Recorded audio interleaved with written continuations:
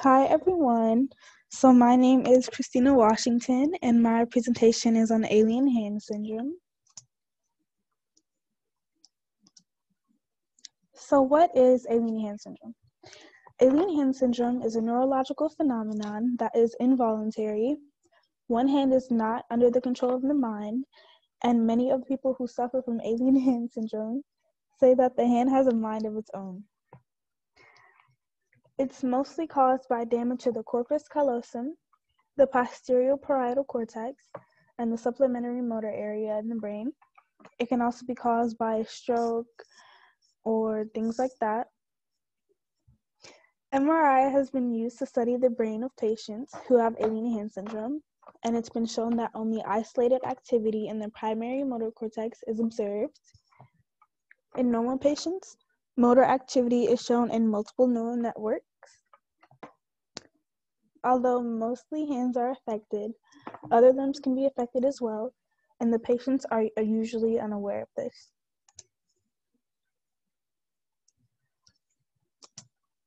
So there are 3 variants of alien hand syndrome. First, we have frontal. The frontal type of alien hand syndrome is when the alien hand grasps and gropes people nearby. This is usually caused by lesions in the corpus callosum, the supplementary motor area, and the prefrontal cortex of the dominant hemisphere. It occurs in both the dominant and non-dominant hand. Next, we have the callosal. The callosal type of alien hand syndrome deals with intermanual conflict. It's caused by the disconnection between the 2 hemispheres of the brain, and it usually takes over the non-dominant hand. Lastly, we have posterior. The posterior type of alien hand syndrome deals with hostile movements, arm levitation, and left hemesthesia. This is usually caused by lesions in the cortex or cortex structures such as the thalamus, parietal lobe, and medial temporal lobe. So I'm going to ask you some questions to see if you have a basic understanding of what I said in the last slide. So the first question is, if a patient's left hand keeps levitating in the air, which type of alien hand syndrome does the patient have?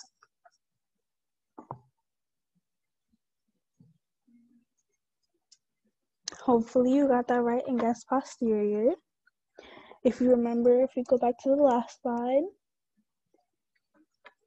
it says it deals with arm levitation. The next question is, if a patient's right hand puts clothes on while the left hand takes them off, which type of alien hand syndrome does the patient have?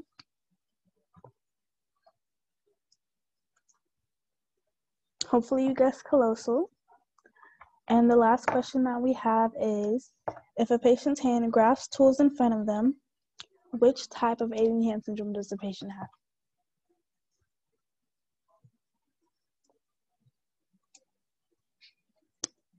The answer is frontal. Hopefully you got that right. So when I was looking up articles and journals on alien hand syndrome, there was sort of some confusion with how many variants or classifications there are of alien hand syndrome. But the main 3 that I found were frontal, posterior, and callosal. So here are just a few other ones that I found. These may or may not overlap with the first 3 that we learned. So first we have intermanual conflict. This is when one hand performs actions that conflict with the other hand. Like if you're pouring lemonade in a cup, your right hand will pour the lemonade, but your left hand will try to pull the cup from underneath the lemonade. This is callosal, what we talked about before. Next, we have alien hand sign. This is when your hand feels like it's not your own. You could say this is basically what alien hand syndrome feels like, but this is just some things that I saw. They feel like someone else is controlling their hand or has a mind of its own. Next, we have syndrome of anarchic hand, and this is when the hand performs goal-oriented activity that is not under the will of the person. And it's said that this is different from alien hand syndrome, but it's basically the same thing, only it's performing goal-oriented activity. And lastly, we have supernumerary hand. This feels like when the hand is an extra limb on the person's body, like you may have 3 arms. So here is the video of someone who has alien hand syndrome. And if you could classify this, I want you to think about it. Which one of the 3 classifications would you say this one is?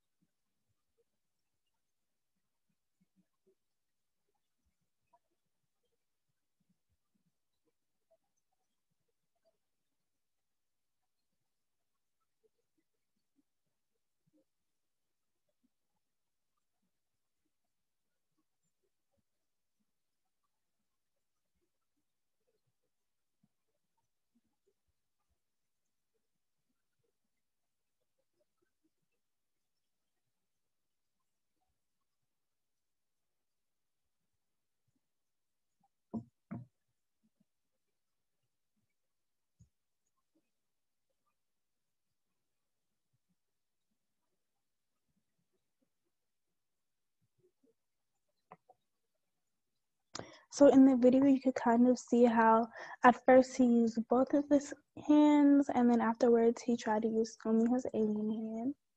And he was trying to match the pictures, the blocks, with what was on the pictures.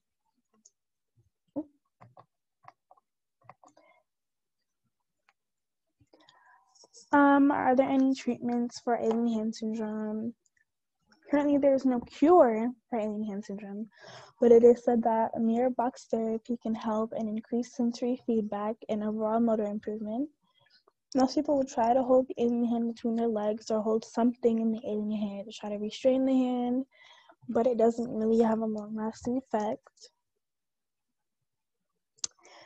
And in this video, you can see how mirror box therapy is being used.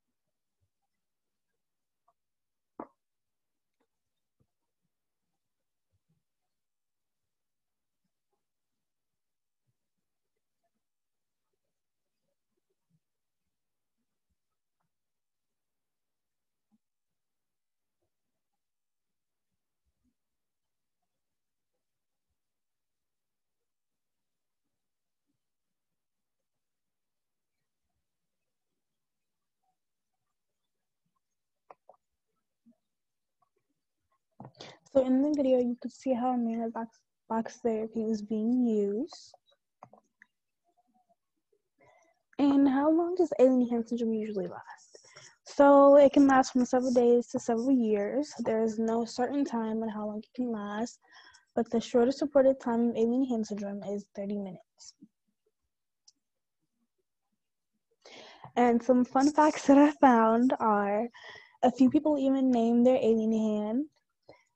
It usually affects the left hand if they are right-handed and vice versa. But also, when you're talking about posterior and frontal and things like that, it also depends. But in a movie called Dr. Strangelove, the main character, Dr. Strangelove, has alien hand syndrome.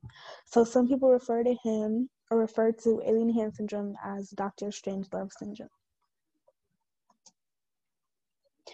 And that was the end of my presentation. I want to thank you all for watching, and I hope that you enjoyed.